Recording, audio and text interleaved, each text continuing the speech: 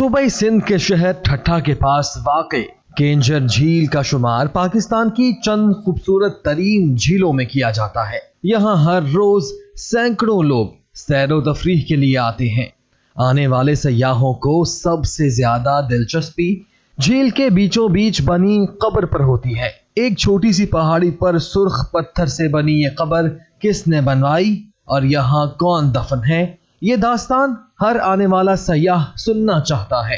तारीख की किताबों में इस कब्र का जिक्र नूरी जाम तमाची की इश्किया दास्तान से जोड़ा जाता है। मारूफ सिंधी शायर हजरत शाह अब्दुल लतीफ भटाई ने नूरी और जाम तमाची की उस दास्तान को अपने अल्फाज में बड़ी तफसील से बयान किया है। दोस्तों, तारीख दानों के मुताबिक जाम तमाची सिंध का एक मशहूर हाकिम था, जिसके अहद में केंजर झील के इर्द गिर्द बहुत से मछेरे आबाद थे।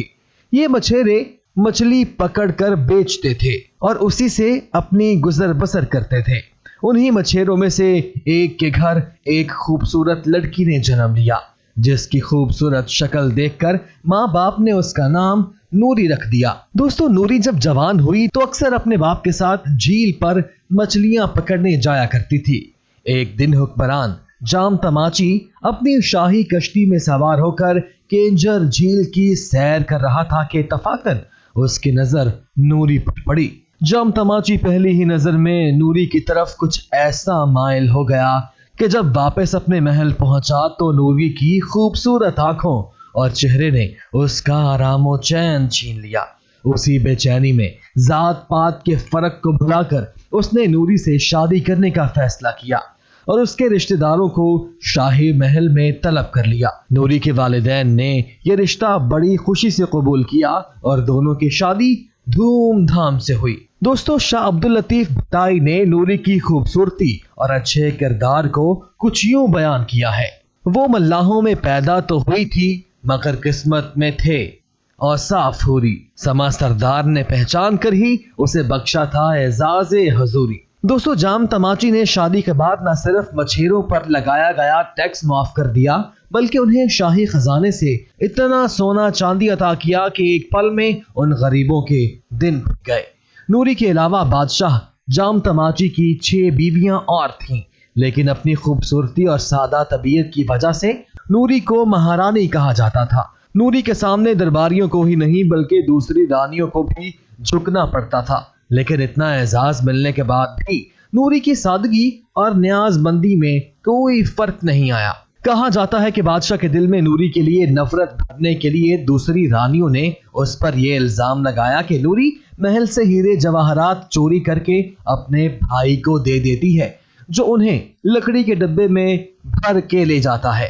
बादशाह ने नूरी को रंगे हाथों पकड़ने का फैसला किया।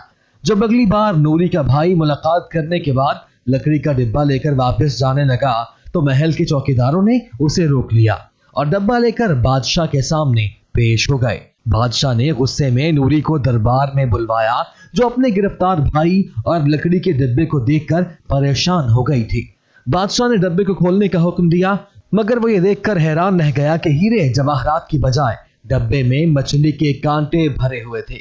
बादशाह ने नूरी से पूछा कि ये क्या है, तो नूरी ने बताया कि उसे महल में पकने वाले शाही खानों की बजाय घर में पकने वाली सादा मछली पसंद है, इसीलिए वो अपने भाई से मछली मंगवा कर खाती है। नूरी ने बताया कि बादशाह की नाराजगी के डर से वो ये मछली लकड़ी के डब्बे में मंगवाती है। ये बात सुनकर बादशाह के दिल में नूरी के लिए इज्जत और मोहब्बत और भी बढ़ गई। इस वाक़े के बाद बादशाह ने उम्र भर नूरी के खिलाफ कोई बात नहीं सुनी।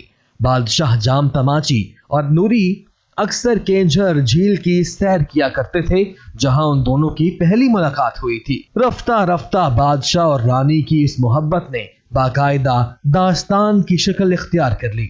दोस्तों, नूरी की मौत भी जाम तमाची की जिंदगी में ही हुई और बादशाह ने अपनी महबूबा की कब्र भी उसी झील के अंदर बनाने का फैसला किया। दोस्तों, नूरी की कब्र आज भी झील के अंदर मौजूद है, जहां रोजाना सैकड़ों लोग आते हैं। तो दोस्तों, ये थी हमारी आज की वीडियो।